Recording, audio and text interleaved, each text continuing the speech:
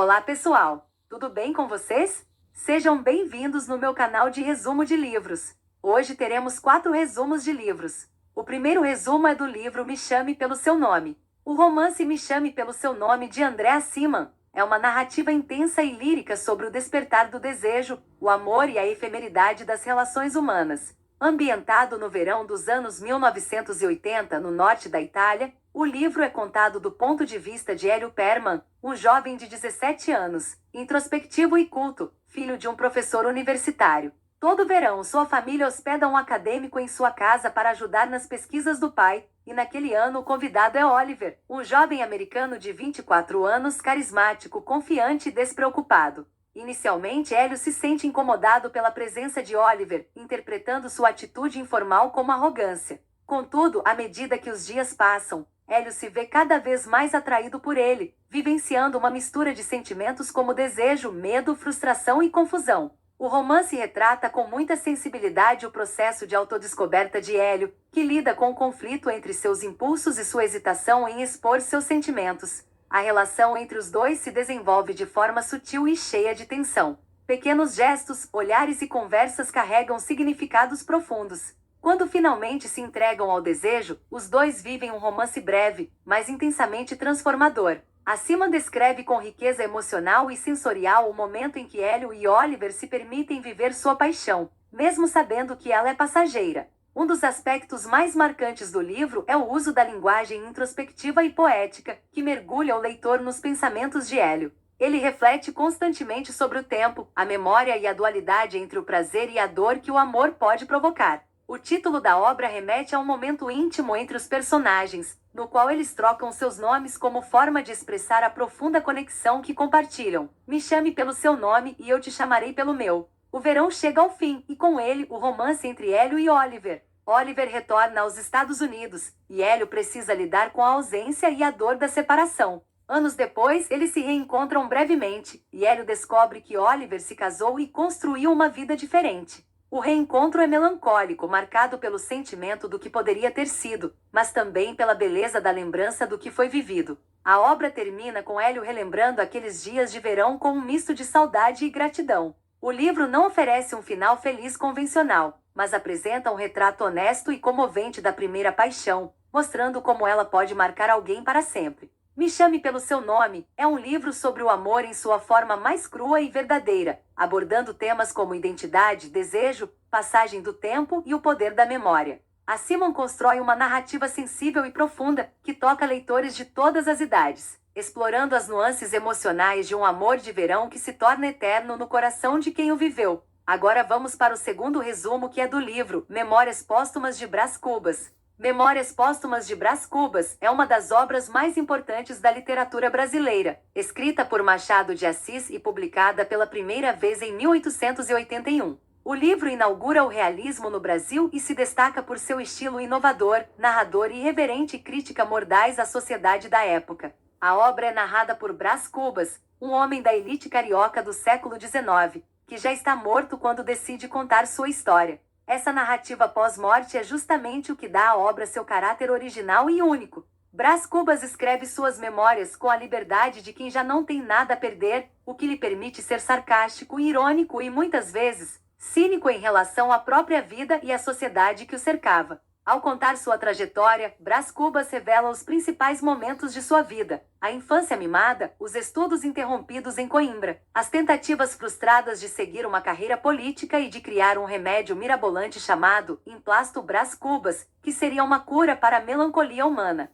No entanto, seu projeto nunca se concretiza. Ele também fala de seus amores, especialmente de Marcela, uma mulher interesseira que o amou durante 15 meses e 11 contos de réis, e de Virgília, seu amor mais duradouro, casada com outro homem com quem viveu um caso extraconjugal. Esses relacionamentos evidenciam o tom desencantado com que Brás Cubas trata o amor e os sentimentos humanos. Um dos personagens mais simbólicos é Quincas Borba, amigo do narrador e criador da filosofia do humanitismo, uma crítica à hipocrisia das doutrinas filosóficas e à lógica da sociedade capitalista e egoísta. Quincas Borba é um exemplo de personagem que representa a loucura disfarçada de sabedoria. Ao longo da narrativa, Brás Cubas critica a sociedade burguesa, a política, o clero, a escravidão e os costumes da época. Ele não poupa nem a si mesmo, se reconhece como um homem fútil, vaidoso, egocêntrico e muitas vezes cruel. Ele viveu uma vida de privilégios, mas inútil e sem deixar qualquer legado relevante. O estilo da obra também é marcante. Os capítulos são curtos, alguns de apenas uma linha, com títulos provocativos. O narrador dialoga diretamente com o leitor, faz digressões, comentários ácidos e até brincadeiras, o que cria um tom confessional e envolvente. Essa estrutura fragmentada e dinâmica quebra com a narrativa linear tradicional. No fim do livro, Brás Cubas faz um balanço de sua vida e conclui que, embora não tenha tido grandes conquistas, teve uma vantagem sobre os vivos: morreu sem herdeiros, sem transmitir a ninguém a continuidade do sofrimento humano. É uma visão profundamente pessimista e irônica, típica do realismo machadiano. Memórias Póstumas de Brás Cubas é uma crítica feroz à sociedade brasileira do século XIX, feita com humor, inteligência e originalidade.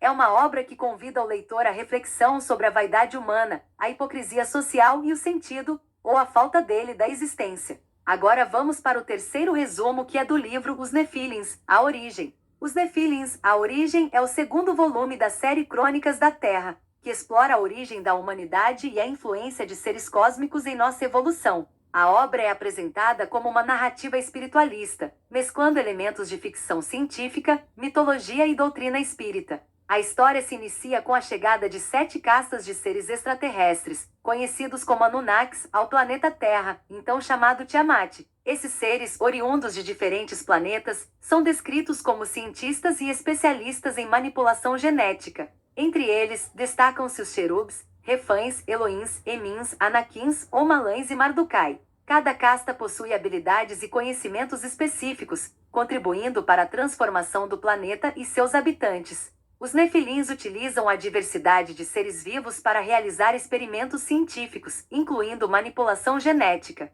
Algumas fêmeas Anunnakis cruzam-se com hominídeos primitivos, resultando em descendentes híbridos férteis. Esse processo é descrito como uma intervenção direta na evolução humana, levando ao desenvolvimento do Homo sapiens sapiens. A obra sugere que a humanidade moderna é fruto dessas modificações genéticas realizadas por seres de outros mundos. O livro também aborda a intervenção de seres espirituais superiores, como o Arcanjo Miguel, que buscam evitar catástrofes e restaurar o equilíbrio no planeta. Esses seres espirituais atuam como guardiões, tentando corrigir os erros cometidos pelos Nefilins e proteger a Terra de forças destrutivas. Há menções a conflitos cósmicos, como a batalha contra os dragões ou daimons, descritos como ditadores do abismo, que buscam dominar o universo. A obra é escrita em uma linguagem detalhada e descritiva, característica do autor. Os temas abordados incluem transmigração planetária, vida extraterrestre, viagens a outros mundos, universos paralelos e protogênese. O livro propõe uma reflexão sobre a origem da humanidade e o papel de seres cósmicos em nossa evolução, desafiando as concepções tradicionais sobre a história da Terra. Os Nefilins, A Origem, oferece uma perspectiva única e intrigante sobre a origem da humanidade e a influência de seres cósmicos em nossa evolução. A obra convida o leitor a explorar os mistérios que permeiam nossa existência e nossa relação com o universo, propondo uma visão alternativa e espiritualista da história da Terra. Agora vamos para o quarto e último resumo, que é do livro Os Viajores. Os Viajores, Agentes dos Guardiões, é uma obra mediúnica que explora a atuação de espíritos desencarnados na reurbanização do planeta Terra. A história se desenrola por meio de médiuns que, durante o sono físico, se desdobram para atuar em planos espirituais, auxiliando na regeneração de ambientes espirituais e na orientação de espíritos em processo de evolução. Os protagonistas são médiuns que, ao se desdobraram, tornam-se viajores, agentes espirituais encarregados de missões específicas.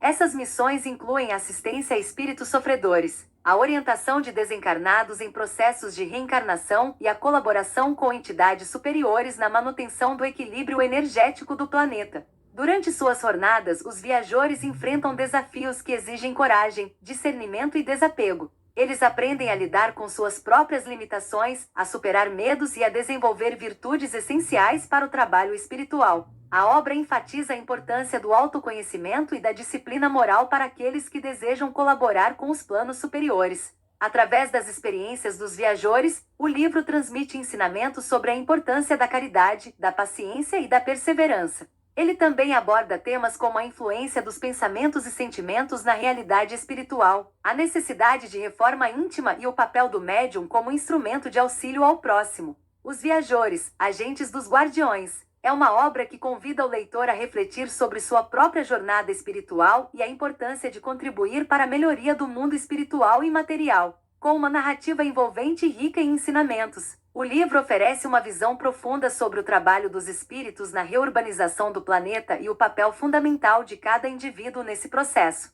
E aí, gostaram? Por hoje é isso, pessoal. Se inscrevem no canal, deixem o seu like e ativem o sininho. Até a próxima!